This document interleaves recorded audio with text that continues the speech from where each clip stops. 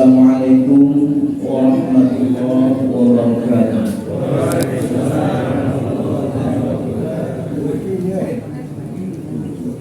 Innal hamdalillah nahmaduhu wa nasta'inuhu wa nastaghfiruh wa na'udzu billahi min shururi anfusina wa min sayyiati a'malina. May yahdihillahu fala mudilla lahu wa may yudlil fala hadiya lahu.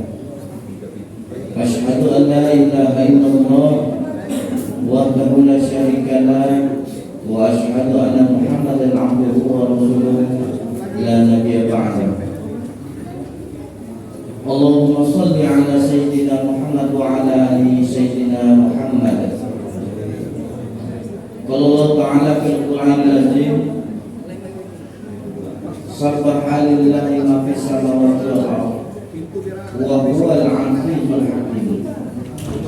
Lahu mulku samawati wal ardh yuhyi wa yumiitu wa huwa 'ala kulli syai'in qadir.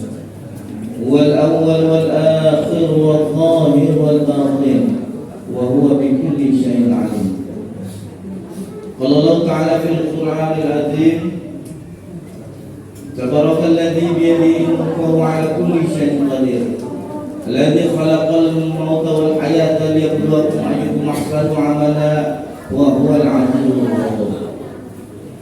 Qala Nabi sallallahu alaihi wasallam, man shalla alayya salatan sallallahu alaihi asyara kama qala Nabi sallallahu alaihi wasallam.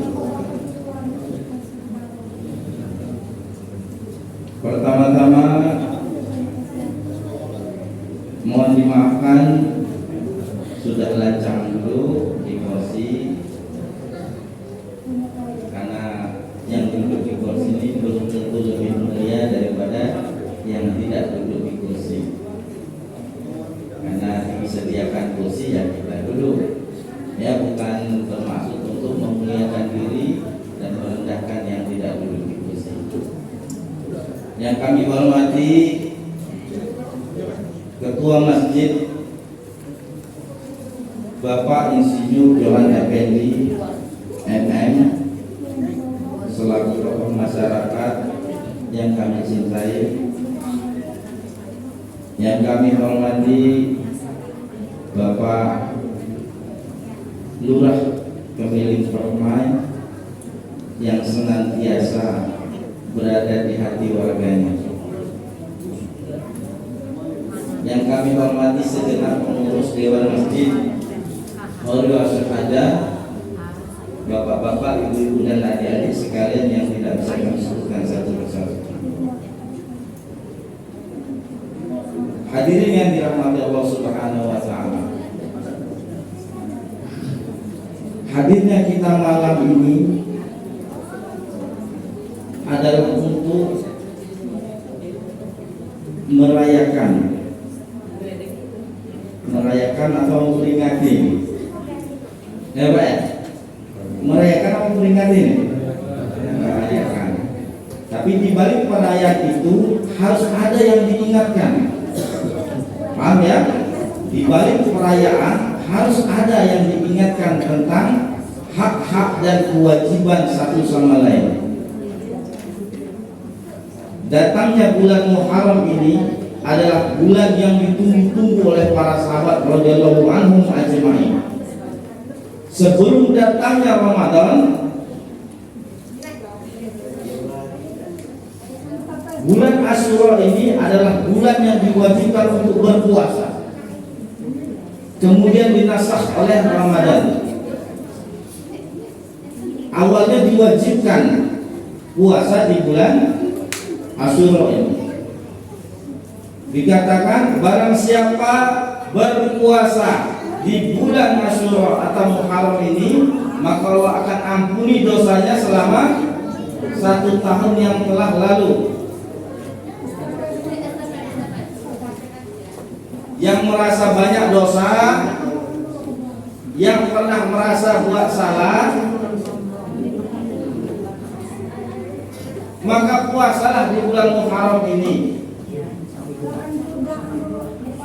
Kalau Allah Subhanahu wa taala ampuni dosa kita. yang mulutnya lemes, yang sering fitnah orang, yang sering pakai barang orang tanpa izin, yang sering fitnah orang, yang pernah zalim sama orang.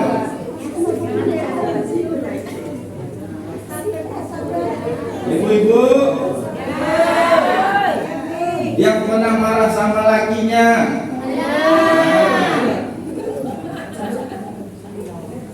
yang ngambil duit suaminya tanpa izin. Bulan Muharram ini bulan yang bagus untuk bertobat.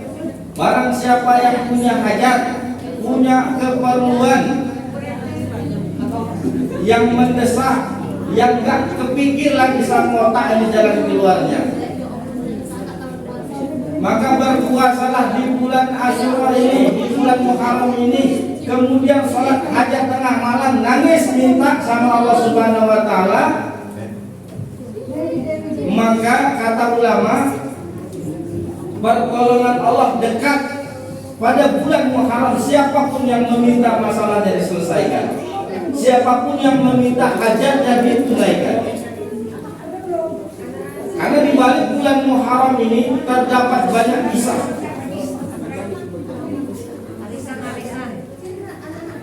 Ibu-ibu arisan di sana ya?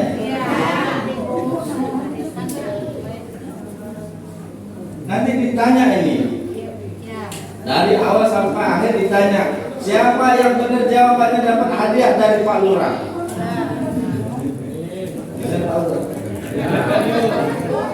Kalau banyak Pak Lurah.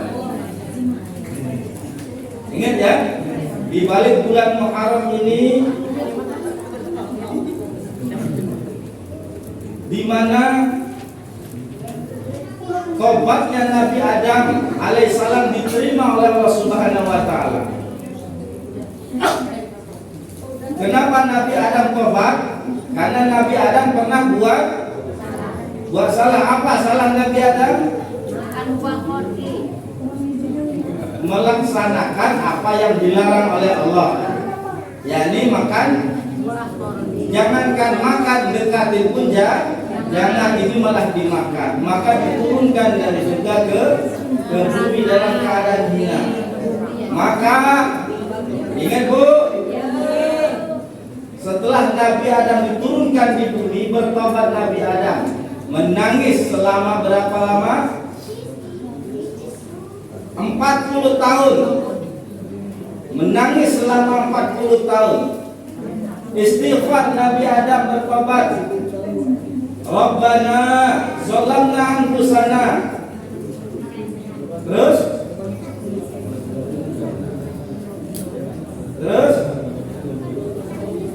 ini istighfarnya Nabi.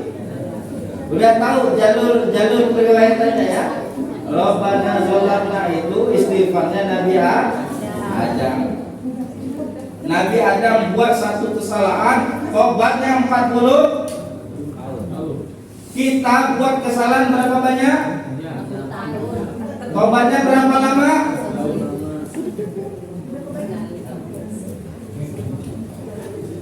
Pernah nggak sholat tobat nih orang-orang di sini? Kira-kira sholat tobat, Allah ampuni dosa saya, nangis minta Rabbana zalamna anfusana. Ini istighfarnya Nabi Adam. Jangan kayak kawan saya suruh istighfar, banyak istighfar, maka diucap istighfar. Bukan gitu maksud istighfar. Dan suruh istighfar terus. Banyak macam istighfar. Salah satunya istighfar Nabi Adam. Dan diterima tobatnya pada bulan Muharram ini. Dan pertolongan Allah Subhanahu wa Ta'ala banyak diturunkan kepada para nabi. Rata-rata semua nabi itu berhubungan dengan bulan Muharram ini. Dari Nabi Adam sampai Nabi Muhammad. Nabi Ibrahim dibakar, diselamatkan dari api pada bulan Muharram. Api tadinya membakar, dengan perintah Allah api itu menjadi dingin dan menyelamatkan. Sampai ditanya Nabi Ibrahim, wahai Ibrahim, kapan saat-saat paling bahagia dalam hidupmu? Apa jawab Nabi Ibrahim? Saat saya dibakar di lautan api yang membara. Karena di dalam api itu tumbuh buah-buahan. Apinya tadinya panas jadi dingin. Pada bulan apa? Muharram. Jadi kalau mau minta tolong sama Allah, mintalah tolong pada bulan Muharram ini. Yang ada masalah belum kelar, banyak istighfar di bulan ini. Yang anaknya daftar PNS, mau daftar tentara, mau daftar polisi, mintalah sama Allah, ibu-ibunya. Yang suaminya mau nyalek, ada nggak di sini? Ada. Bukan cuma itu, Nabi Nuh alaihissalam pun diselamatkan dari banjir yang melanda bumi ini, diselamatkan pada bulan Muharram. Nabi Yunus dimakan ikan. Ikan apa, Bu?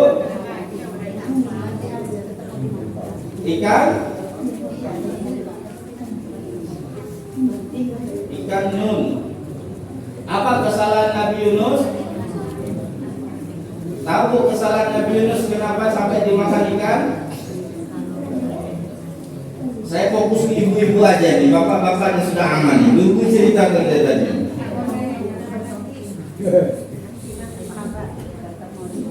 Jadi Nabi Yunus membuat kesalahan yakni meninggalkan umatnya. Meninggalkan umatnya yang cengkal, yang luar biasa dablek, brutal, bahkan menantang azab Allah Subhanahu wa taala. Ditakut-takutin sama Nabi Yunus. Taatlah kepada Allah, kalau enggak akan datang bencana. Apa jawaban Nabi Yunus? Jangan nanti, sekarang kami tunggu, katanya. Menantang Allah Subhanahu wa taala. Maka kesan Nabi Yunus ditinggalin umatnya. Dalam kaidah para nabi, tidak boleh meninggalkan umatnya tanpa perintah. Tanpa perintah apapun yang terjadi, walaupun mati itu badan, walaupun disembelih lehernya, nggak boleh meninggalkan umat tanpa perintah Allah Subhanahu wa taala. Maka dia dimakan ikan dan mengalami balak yang disebut 3 kegelapan jadi satu. Apa 3 kegelapan itu? Gelapnya laut, gelapnya malam, dan gelapnya perut ikan dijadikan satu dan dialami oleh Nabi Yunus alaihissalam. Dan tobat Nabi Yunus, apa tobatnya, istighfarnya Nabi Yunus? La ilaha illa anta subhanaka inni kuntu minadz zalimin. Nabi aja istighfar, Nabi aja tobat, salahnya cuma satu. Kita bukan Nabi, ulama pun bukan, wali mah jauh, solehnya masih amang-amang, surganya belum tentu, dosanya pasti, ibadah belum tentu diterima. Mau nggak tobat?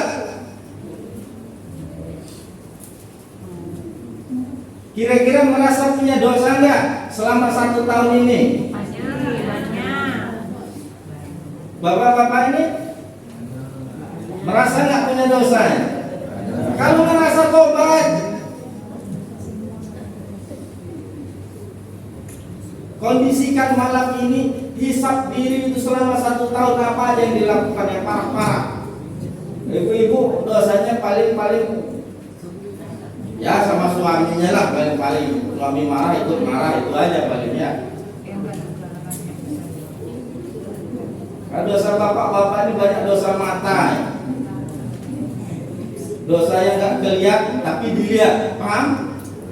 Nggak kelihatan orang tapi dia bisa melihat. Maka tobatlah di bulan ini. Nabi Musa alaihissalam diselamatkan dari bala tentara Fir'aun.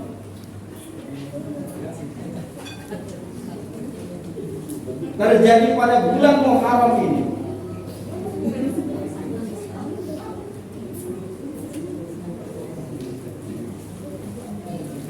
Pernah dengar kisah Nabi Musa yang dikejar-kejar tentara Fir'aun, bukan mau diajak diskusi, bukan mau diajak musyawarah, tapi mau dibunuh. Dikejar-kejar bala tentara Fir'aun sampai ujung laut, ketemu laut di belakang Fir'aun dan bala tentara di depan laut. Masalah bukan itu. Masalah depan laut, belakang musuh yang mau membunuh.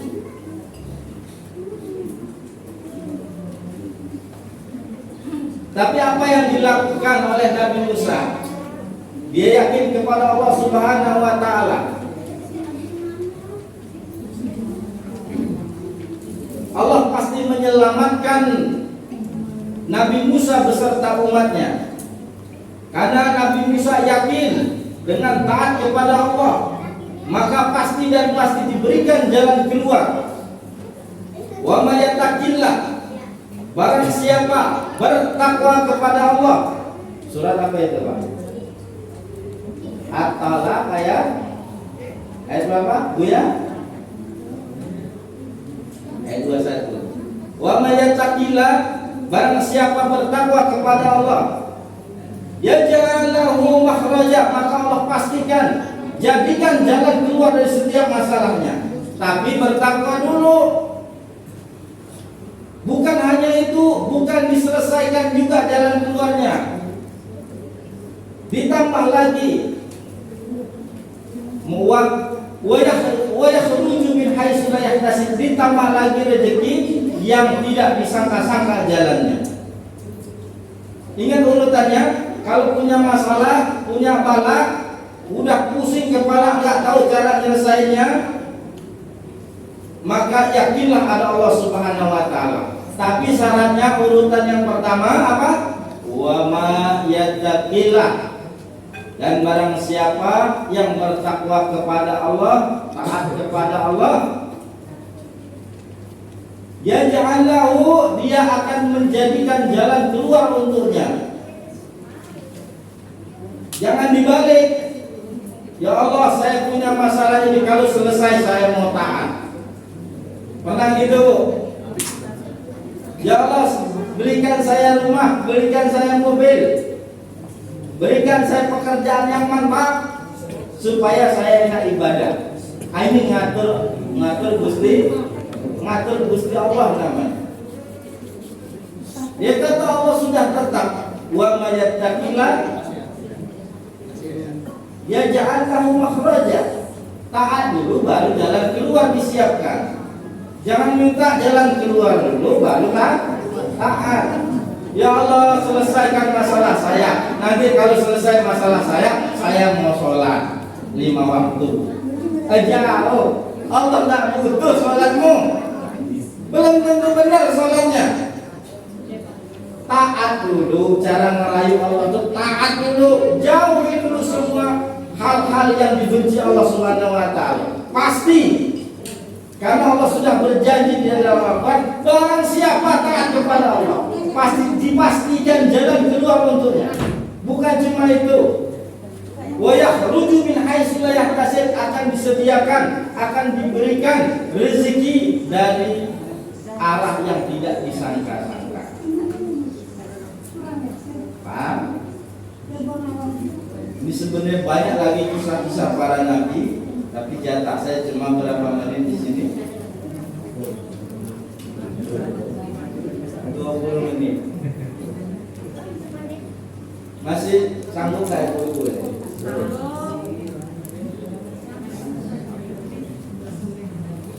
Maka ingat Bu ya, kesempatan bulan Muharram. Belum tentu bulan Muharram ini balik lagi. Semua pertolongan Allah yang besar terletak di bulan Muharram ini diselamatkan. Ingat Bu, Caranya gimana? Banyak istighfar malam, minta ampun dulu. Siangnya puasa, malamnya sholat hajat atau tahajud, minta sama Allah sambil meneteskan air mata, ngaku salah, ngaku banyak dosa, baru minta. Ingat Bu ya, amalannya apa amalannya? Siangnya puasa, malamnya tahajud, paginya sedekah. Tahu sedekah? Sedekah itu bukan banyak dikitnya, tapi persentasenya. Ingat ya, sedekah itu bukan jumlah, tapi persentase. Kalau si fulan punya duit 50.000, dia sedekah 10.000, itu berapa persen? 20% dari semua duitnya. Tapi kalau Pak Lurah punya 1 miliar, sedekah 50.000, berapa persen? 0,sekian persen. Maka Pak Lurah harus banyak sedekah juga. Pak Lurah, sepakat ya kira-kira? Nah, gitu kita. Dan sedekah di bulan Muharram dengan meminta hajatnya ditunaikan, insya Allah Allah kabulkan. Intinya banyak sedekah. Kalau mau banyak duit, banyak sedekah. Kalau mau banyak harta, banyak sedekah. Kalau mau diampuni dosa, banyak nangis, istighfar. Dan barang siapa diterima ibadahnya, istighfarnya, tobatnya di bulan Muharram ini, maka Allah akan mudahkan dia untuk menjalani ketaatan berikutnya di luar bulan Muharram. Maka dari itu saya mengajak semua saudara-saudara saya sekalian agar sama-sama kita di dalam bulan Muharram ini, marilah kita semua untuk mengubah diri. Tadinya ada kebencian di dalam hati, hilangkan kebencian itu. Tadinya nggak suka sama si fulan, maka cintai si fulan itu. Tadi sedekahnya cuma 1.000, 2.000, 5.000, 10.000, naikkan sekali-sekali minimal. Tadinya nggak sholat di masjid, minimal sholat ke masjid. Ibu-ibu tadinya sering marah sama suami, sering kesal sama suami, minimal pertama kali pulang dari sini minta maaf sama suami kalau ada salah. Sanggup nggak Bu? Tapi kan lagi banyak juga salahnya. Itu urusan dia sama Allah nanti. Urusan ibu sama suami. Maka maafkan, wahai bapak-bapak, maafkan istri-istrimu, ridhoi semua setiap kesalahannya, doakan dia agar lebih taat kepada Allah Subhanahu wa Ta'ala. Semoga Allah Subhanahu wa Ta'ala beri kita kekuatan untuk mengamalkan, kemudian menyampaikan dan mendidik anak-anak kita, istri-istri kita ke jalan yang lebih benar. Subhanaka Allahumma wa bihamdika, asyhadu an la ilaha